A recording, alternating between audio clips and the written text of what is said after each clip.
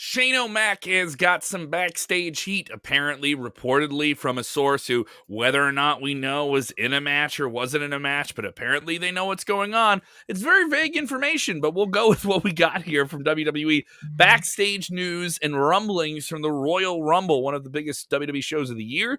Met with some mixed reviews from fans, but some very, very big consequences leading up to WrestleMania. Monday at Raw had some big changes as well leading up to WrestleMania.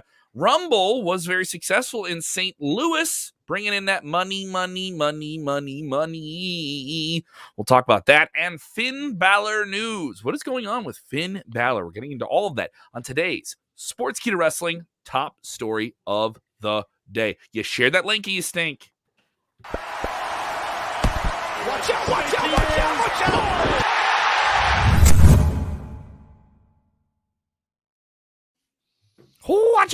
watch out, watch out! Watch out, everybody. What's going on? I'm Kev Kellam. That is Jose G. Jeremy Bennett once again with you. I am back in the greatest pro wrestling city in the world, Chicago, Illinois. And fun weekend in St. Louis. Shout out to everyone who supported the comedy show we did in Springfield, Illinois. On the way down there, it was a wild weekend because I had to do the presser on Friday. I found out about that Thursday. And Springfield is 3 hours north of St. Louis. So I had to go down there Thursday, get up in the morning, do the interviews, get them sent out to be edited, to get on a train, do a comedy show, come back down to St. Louis. It was kind of crazy, but a great weekend overall. Very fun. If you haven't checked out our interviews, I know, why would I watch interviews about a wrestling show before? You get some insight on people. I think you get some really, really special insight. Some really cool stuff there, man. Yeah, some fun moments, especially with Reggie. We had to learn a lot more about his background and how he's kind of connected to St. Louis. I think we got a little bit of in-character work with Nikki ASH that I did not know I was going to do, but I was like, yes, and? Like, okay, all right, we'll play along. And a very noteworthy comments from Liv Morgan. She named almost everyone who's big in the business that isn't WWE that she wants to have a match with in this interview, and it was quite compelling in that regard. Thank you for anyone who checked that stuff out. If you did check it out and you share it with somebody, thank you so much. Let's get into the news of the day. We have a lot to cover here, guys. Backstage news from old Millennial Meltzer himself, Sean Ross Sapp, about the Royal Rumble. News here that Shane O'Mac was deeply involved in last-minute changes with the match. Some refuted reports that we had yesterday that Matt Riddle was apparently supposed to be the original winner of the match.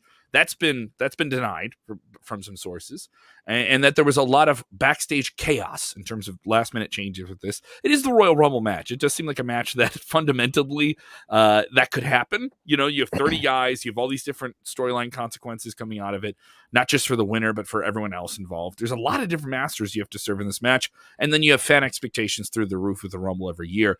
So what's going on here, boys? Lots to talk about here. First off, a lot of extras and backups were in town but not used. Apollo Crews, R-Truth, Shelton Benjamin, Cedric Alexander, Oksana, Jillian Hall were all in town. They did media events and were scheduled to do backup work if they were needed, but they were not. There were NXT talent that were in Kansas City for dark matches, but they were not brought to St. Louis. Word was NXT talent was told far back as 3 weeks ago that they would not be used for the Royal Rumble. No reason given as to why NXT 2.0 talent was not used in the Rumble. As for Shane McMahon, he was not listed internally as a producer for the match, but Sean Ross Sapp confirmed Ringside News' report that he was heavily involved in the match, particularly a lot of late changes that happened. A source indicated that even separate of that, it was the most frustrating and stressful experience of their WWE career. Things were changing right up to the minute. People would be going through the curtain, and Vince supposedly had changed the order of the men's match, and there were a few times where people that went out and they didn't even know who they were going to eliminate. PW Insider reported that Riddle was supposed to win the Royal Rumble. Sean Ross Sapp is refuting that, as it sounds like Brock Lesnar had been penciled in to be the winner for at least 2 weeks prior to the match. People close to Riddle said he was never told he was going to win. Fit Finlay, of course, a brilliant producer for a Royal Rumble match. He was brought in to do the women's match, as Tyson Kidd was not producing matches, hasn't been producing them for several weeks now. Kidd is still a producer there, but his absence was felt Saturday.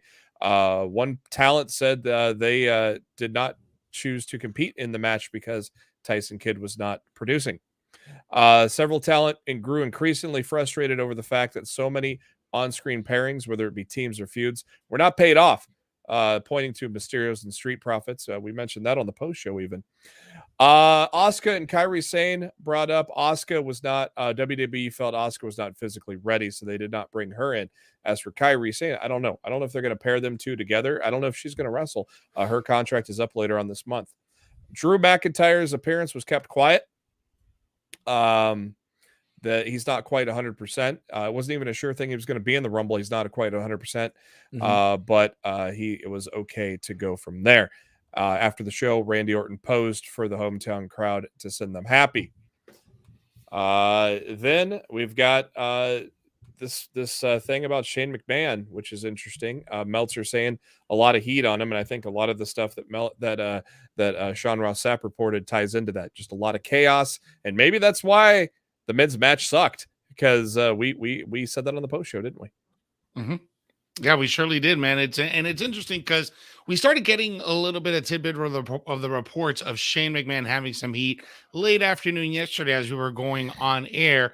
We didn't go with the story because we didn't know how reliable it was. There was only one source at the time that was reporting this. Now we got multiple sources reporting this situation with Shane McMahon backstage. It was also reported yesterday that Shane McMahon was supposed to making an appearance at the Elimination Chamber, being in the Elimination Chamber match. As per usual, plans change. As we saw yesterday on Monday Night Raw, you know that Bobby Lashley will be defending against 5 other superstars inside of that structure. Among those, Brock Lesnar is going to be one of them. Austin Theory, Seth Rollins, Riddle, and we got one more. I forgot who it was. AJ Styles. So this is a really packed card so far for that main event, for that Elimination Chamber. Where does Shane McMahon fit after that? Who knows? But I wonder how many changes or what changes he did in order to get, annoyed by so many people to the point that they're saying this is the worst experience of my WWE career. I got to poke holes in this, though. The thing is, who's that source? To me, it's the most important to know. I mean, but you can't give away that source, right? So you can't do that. So it's a double negative, right? Is this somebody that was left out of the match? Is this somebody that was producing the match? Is this somebody that was competing in the match? There's multiple sources contributing to this in every different way, but you can't give that away because that's just confidentiality. I have to ask that question. Like, who was at what level of knowledge with how this match was produced that they're calling it that? Is that a fair question to ask?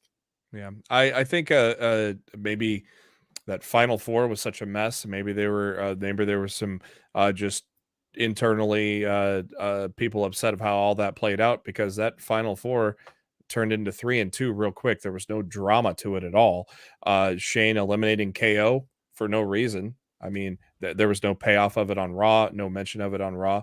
There was no reason of it. And then he got pinned by Austin Theory last night as well.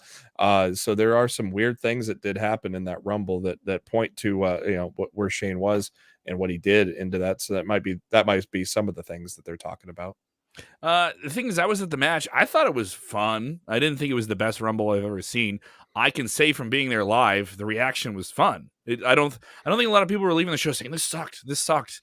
People didn't leave that show saying it. Kevin, it's very mixed because it's very mixed, and I do think there's a wild overreaction by people saying it was bad. There's a difference between something being great and something being the worst, and there's a lot of in between there. And I think this falls well in between saying it's great and it's awful. I also think that the fact that the sign caught fire several times throughout the show, and having that area evacuated, I can tell you I was there. I can tell you I was there. That was super distracting to the crowd, and I don't think that's really a fault to WWE. Maybe it's their production staff, maybe it's the sign, but that's no fault to anyone in the ring. I can tell you it killed the momentum for Becky Lynch and Doudrop. Mind you, they had to go on after the women's match, but I don't know if that's clear to anyone who's watching on TV. There's a full section of people that are just paying attention to that. Like an entire third of the arena was paying attention to that. And it was a packed house. There was 44,000 people large for that show. And I know everyone calls me the apologist, right? But I do think it was way overreacting in terms of people just saying it was bad. It was fine. People wanted Brock Lesnar and Roman Reigns a month ago, but apparently you don't want it now. Well, it wasn't just that. It was just the entire structure of the Rumble. There were no surprises. The structure of it, it was a mess compared to the women's. And now these reports You're talking about the coming men's match. You're not talking about Yeah. the whole card. Okay. Yeah, I'm talking about the men's Rumble match in general. And this report basically backs up our feelings of how it was a mess compared to the women's. The women's was well booked. It was very entertaining. I even had a couple of surprises where the men's match had, Bad Bunny wasn't really a surprise. Drew was about the only true surprise. Bad Bunny wasn't advertised. That's a surprise. Drew wasn't A lot advertised. of people That's a surprise. thought. Shane O'Mac wasn't advertised. That's a surprise. A lot of people thought Bad Bunny was going to be in the match, though. Thinking Shane was a and surprise. Advertising it are two different things. Yeah, That's like rewriting history after it happens. It wasn't really the good of a Rumble as it's been in the past in terms of surprises. And I have no problem saying that. Yeah, absolutely. And just overall, the way it was booked, it was a mess. And this report backs that up. Backs our feelings up. It's 30 guys. It's multiple storylines. It's one winner. But it's yet, the highest expectations for any match from casual fans that you can imagine. But yet you have a women. It's not going to be the best Rumble every year. It just can't be. But yet you have a women's match with a lot of people that haven't been there in a while, and that was still done better than the men's. Because I think a lot of that was built around the comebacks, was just people you hadn't seen in a long time, and they had a lot more of those to play with there. And you didn't have as many for the men because you had other storylines and other characters you wanted to get. You wanted to do that Brock Lesnar ending. You wanted to have Drew come back and surprise people. This whole thing, this whole reaction, I think I said this yesterday on the show, and a lot of people beyond overblown. It is beyond overblown. I perfectly felt that everyone just kind of overreacted this because if you look at it, and I rewatched it, if you look at the entire show, this entire show was about Roman and Brock. Nothing else mattered. Nothing else in this show mattered. Ronda coming back, I thought mattered. Ronda mattered, yeah, but that was just a small speck of the grand speck of things when it comes to booking your main event WrestleMania match, which is what we got. We knew this was coming, and we're still getting that at it. I don't understand. Yeah, I don't understand the hate towards Ronda. I thought that was good. There's a lot of hate towards her for some reason. And I think there was a lot of hate towards just them winning the Rumbles when they didn't need to. That's about the only thing I could say about it, though. But I mean, if you listen to the crowd, they were fully behind Brock. They were fully behind him last night as well. I was there. It's true. I don't really think the Brock and Ronda decisions are necessarily bad. They make sense for where the story needs to go for the biggest show of the year with two huge names. They didn't need to be done. You could have built some other people up, either at least build somebody up in one of the two matches. But I see. Not really. Let me get my tweezers out here. I want to be able. I gotta find something to nitpick here. The Rumble is meant to build up stars, much like Money in the Bank is supposed to. And you really didn't. It's not really nitpicking. It's the fact that this is a problem. I completely agree. This is a problem. Hardcore fans who watch every week want to see something with somebody they've been watching come up, get something, right? But the fact of the matter is, no one is ready for that. That's the WWE's problem. Sure. And John Alba tweeted, we talked about this yesterday. Yeah. And John Alba had a great tweet that you could tell by the booking of this men's Royal Rumble that this is the problem you have when you don't create new stars and you get a bland Rumble like this. And he perfectly tweeted that out on Saturday night. You could have created some compelling stuff with the Rumble. And I also think it's worth noting you could have gone with Riddle or Liv Morgan or somebody else in the men's or the women's and created a moment, because it's worth noting you got 9 weeks of television, guys. You got 9 weeks of TV to get to the WrestleMania. You have an Elimination Chamber before you even get there. Who knows if they add another special event along the way? Who knows? They could if they wanted to, right? You almost think they'd have to have something in March. Who knows? But I mean, it's also like WWE can do this. They have live television. They can create some wild moments and do some big WrestleMania consequence storyline things in the way there that don't have to have Brock Lesnar and Ronda Rousey winning the Rumble matches to get Rumble main events. You could do something like that, and I'm okay with that. I don't know. I'm in the minority. I walked out of there with 44,000 people who had a good time, and I didn't hear people saying that sucked, and then I got on the internet and everyone said it sucked. Just my take. Let's jump into this news here. We'll talk more about Royal Rumble and some money news coming out of the show, which is kind of interesting for WWE business. Finn Balor. What is going on with Finn Balor? Give me the latest on him wanting to relaunch his villainous ways. Yeah, man. So Finn Balor recently joined NXT UK superstar Mark Andrews on his Love Letter to Wrestling podcast on the BBC Radio Wales network. And they both discussed their wrestling upbringing in the UK, Balor's run in WWE. One topic that was brought up was his recent NXT run and that he wants to emulate that run in the main roster. He wants to bring that Prince Balor badass. You know, if you're going to go to the Prince, you best not miss. He did it in Japan before. He's really trying to bring it up over to the main roster. And before even going to NXT, he also mentioned that he had a little bit of fatigue before that, and with all the WWE schedule on the main roster, that he felt that he grew a little bit in NXT. He grew quite a bit in NXT, but he still feels that he hasn't reached his prime, and it's about time that we get to see him in his prime. There's a lot of fans that are upset that he wasn't involved in the Royal Rumble. We haven't seen him on TV for 3 weeks. There's been several reports that Vince McMahon apparently is not high on Finn Balor and didn't even really want him being the first Universal Champion in the first place. So a lot of reports coming from WWE HQ when it comes to how Finn Balor's the feeling towards Finn Balor, but we know that he feels that he hasn't gotten his time yet, and he wants to do it as a heel. And I think that would be great if he could do that, because he had a hell of a run as that heel champion in NXT. He did great in Japan. I think he could do it great on the main roster. Yeah, I think and another thing that was a big key to that article, like he got worn out with the politics of the main roster and the office and the writers and everything that goes with it. And NXT kind of is ran a little differently. Obviously, now it's still at a macro level, it's being run by Vince and Bruce, but still on the micro level, it's Sean's show right now. And he liked how that was ran, and it kind of rejuvenated him. I think you get him in a Bullet Club like stable that just absolutely destroys people, much like Retribution was supposed to. And I think that's a way to get Finn back on track in the WWE. I think it's interesting that you have a talent like Finn Balor, who's international, who's doing stuff over in the UK. We've heard he's wanted to do more. That you have Finn Balor, you have this big WWE stadium rumor that's been going around. I asked Dewdrop about this, and she was very positive about the idea and the concept of it. I think when you get into the summer, you're going to need those European-based talents to be over, to be exciting, to be fresh, to be compelling, to be enrooted with that audience. And I think Finn Balor will be. So those Vince is down on Finn Balor. No, Vince is putting you on the shelf until he needs you to be active and be a certain player.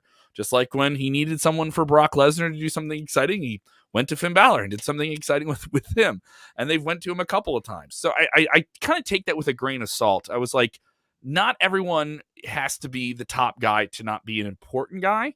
And I think that like people just don't know how to rectify that in their minds. With WWE, it's too big of a company to think that everyone's going to be a top guy. It wouldn't work. Wouldn't be feasible. Wouldn't be real. And I think with Finn Balor, you're a very, very talented guy in a company where, you could go somewhere else and be a top guy. But as we're seeing with AEW, they simply don't have enough television time to make everyone seem like top guys or top gals. And Balor, I think, is sometimes a victim of that. He was a top guy in NXT. Obviously, he's the biggest fish there. He has to be. You're not going to bring him in NXT and not have him be the biggest guy there. AJ Styles is going to be on NXT television. He's going to be in the main event. It's going to happen there. And Raw, it's a different story. You're on a show with Brock Lesnar. You're on a show with all these different names. You're on a show that's 3 hours. You're on a show with all these different dynamics. I don't think there's one clear reason why he isn't. He had the injury bug, too. You had a bad injury at the worst possible time. Blow your shoulder out right when you win a title. But I think he'll be a guy that, as much as people think, what are you doing with him? You're messing him up. Do you want to be in the Royal Rumble for 5 minutes and not have anything come out of it like we had with some other people? Or do you want to hop in the middle of the road WrestleMania and then suddenly you're a player? You're a fresh piece for the writing team to work with. Oh, boy, yeah, Balor can do some stuff here and we can do something with him there. And he's had some banger WrestleMania matches, by the way, too. I think it's worth noting. He's had some exciting moments at WrestleMania. Match he had at New Orleans was cool. The TakeOver match he's had are exciting. I don't know. I just think it's too easy to get negative about it. That's the lazy approach. Yeah, but you got to remember, it's now coming up on 5.5 years since he's been a world champion in WWE. And so now that's why people are starting to think, well, they're never, they've lost, they had that belief in him in 2016, and they've really not shown much of a belief in him since he came back from that injury. There hasn't been a true push for him, and we're, a lot of people, when he was the top star of NXT, there wasn't a push in him. He wasn't the top. No, guy we're talking there. about the main roster. We're not talking about NXT. I know, but that's WWE. Yeah, NXT is basically developmental now, and Okay. so and WWE's treating it as so. Just look at Survivor Series and Royal Rumble. So we're talking about the main roster. We're talking about a world championship, and he hasn't had that for 5.5 years. And so now, it makes sense that people think that Vince doesn't have that belief in him as a world champion because it's been that long. But I don't think everyone needs to be a world champion.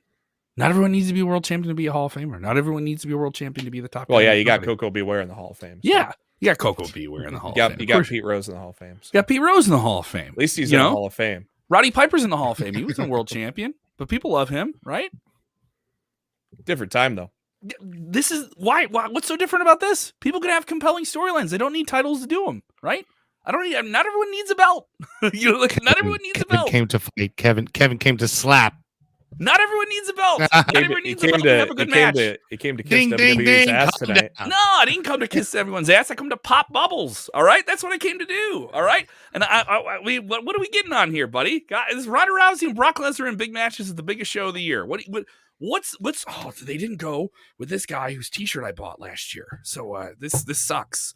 I mean, if people want to be mad at me about it, sure, be mad at me about it. But I'm not gonna let people say bullshit and then not back it up with facts. Well, there is proof that he is not being. Oh, I agree. Maybe they don't want him to be a main event, but that doesn't mean they're gonna bury you. You know what I mean? I mean, here's a great point by David Barkley watching us on YouTube. How many memorable Taker championship runs resonate with you? Kevin is right. This is the mistake they made with Bray.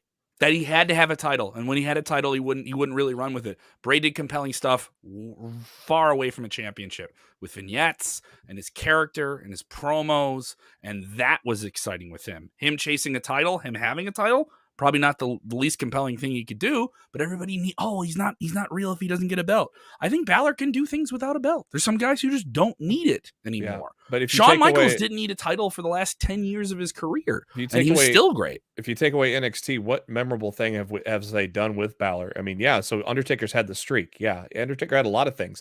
What has Balor had in the 5.5 years since he's champion that outside of not being pushed? What else has he had? You can't really point to anything on the main roster. That's the problem with it, is they're not using him to his potential. I can see that. But I mean, to say that they've wasted him, I think that's, like I said, it's an overreaction. We got to rush to the extreme judgment, and there's going to be something that falls in between. There's shades of gray, right? Not everyone's a straight up heel. Not everyone's a straight up babyface. Well, would you guys love him as a heel? Would you like him as a heel on the main roster? Yeah. I'd be okay with that. Yeah. Absolutely. Balor said it himself. He's tired of the politics. So it brings a different dynamic to him when he did it in NXT. I could only imagine what he'll do if he does it on the main roster. Yeah, it's definitely something that they should kind of look into, especially something with with Retribution. They had that group that could have destroyed WWE, but then it was booked so poorly. Oh yeah, so they need to do something. That was a disaster. Remember the excitement for that? So they, I know there was some. Gonna be cool. Okay, and then there was some intrigue with that for a minute. I think what happened was I think it was right at the beginning of the pandemic when they started teasing it, and then they had one of the members. I think it was just an NXT trainee with a mask, and he was not in very good physical shape with that chainsaw, and it just did not look convincing. Yeah. So the vignettes were fun, but I'm trying to remember the specific thing you're thinking of. And then all they did was these backstage. They did the same thing over and over, and there was nothing creative to it. Just backstage fights or backstage anarchy, and there was nothing progressing out of it. No story, nothing interesting, and that just killed it. Mm-hmm. Mm-hmm. Poor Ali. Is he going to be out of the WWE? Poor Ali. It rhymed. We didn't plan that. That's just the way it is. The Royal Rumble made a lot of money. Whether or not it pleased everyone, it made a ton of money. This is the second highest grossing Royal Rumble event that WWE has ever run. 44,000. I spoke to some local sources. Some people say, oh, that's a work number. I believe they kind of papered around 5,000 to 6,000 tickets for the show. So at scale, they probably sold 38,000 to 39,000 tickets, which still makes it one of the biggest pro wrestling events in North America for this year so far. And WWE will run WrestleMania in a football stadium 2 days in a row coming up in Texas. So more money to come with these live events. It is the Royal Rumble. People will travel in for this. There were plenty of people I met that were from the region of St. Louis that bought tickets to this and came out. There were a lot of people that traveled in. I met people from at least a dozen different states. Plenty of people came down from Chicago as well. So I wonder how that's going to affect the AEW show. Are people going to be wrestled out in the Midwest and we have this big snowstorm coming in? So I mean, the timing of it actually kind of worked. I can tell you there were issues with the venue. If you guys want to hear about those, I don't think they were ready for 39,000 people to be at the Dome at the America Center, specifically the event staff. They were limited in concessions. They wanted to stop alcohol sales before the men's Royal Rumble, which was kind of shocking to say that. And they kept saying it was last call for like 45 minutes, which is something I can tell you from working with people that do events. That is designed to get, we just want to get out. Like you've been at a bar, but imagine that the scale of that many people. They were not prepared for that many people in some cases. Don't every NFL stadium stop after the third quarter?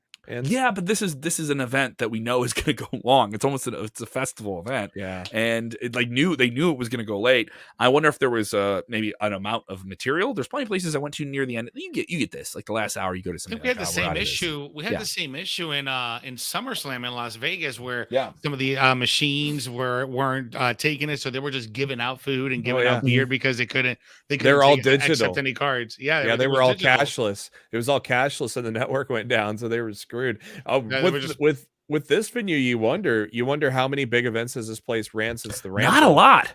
Yeah, not a lot. So they don't have a football team there. I can say that I know there's some people that took photos of like behind the curtain of what it was, and everybody was on one side of the curtain.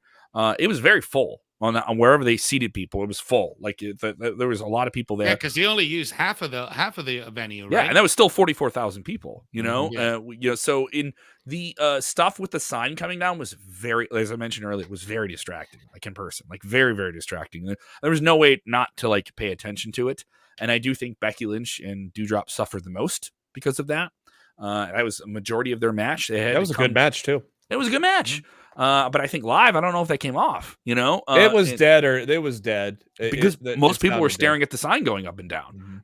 So like, and how that was being dealt, and you had people underneath it that had to be removed. There was some other people I talked to at the event. They said there was some talk of potentially taking everyone underneath the sign, and they had to maybe potentially make an entire new section of seats somehow on the floor for them. So you had a lot of scrambling. That's a lot of like last minute type stuff. And, you know, this backs up some other information that WWE people behind the curtain didn't know about that until it was happening. So, you roll with the punches. You know, roll with the punches when things sounds happen. like nobody got hurt, luckily, with the melting crap coming off that sign. No. They evacuated, 2 or 3 times, Kevin? They took people out of the section twice that I saw, twice that I could see. And I'll say that the Dome of the America Center staff were very, very good about that when they kind of noticed it. No one got hurt that I'm aware of. That everyone was kind of fine and cordial about it, but it was kind of like a hubbub of that many people moving out, and you kind of saw it like right away. And that's the entire side that you would see opposite the entrance. So that's like 15, 20,000 people. Like half the crowd is kind of distracted by that. And that happened right after the women's match, right after they did pyro with Ronda Rousey. And maybe we don't do pyro off the WrestleMania sign anymore. But we'll see what happens with it. It's a big event. Stuff like this happens. You know? I thought the men's winner was gonna have to point at the Titantron, put their logo on the Titantron and point at it there. But Brock Lesnar had to do both points because it didn't go off until his second hand pointed. They were waiting for both of his hands. Quick shout out here to James Espanto Fernando. Happy Year of the Tiger. It is the Chinese New Year, so all of our viewers and all of our fans of Chinese American descent or China or whatever, happy Chinese New Year's to you guys. Thank you so much for tuning in as always. Mm-hmm. People saying is the Rams Dome went a few 49er games there. Felicities are a little bit dated. Yeah, there was people wiping dust off seats. I can say that because there was like it was like this. Maybe there's some parts of this in the upper section that weren't like that. I know I talked to a couple people who said that. But then they had really cool merch. The merch they had for the event was kind of cool, and that's on WWE and what they bring and stuff like that too.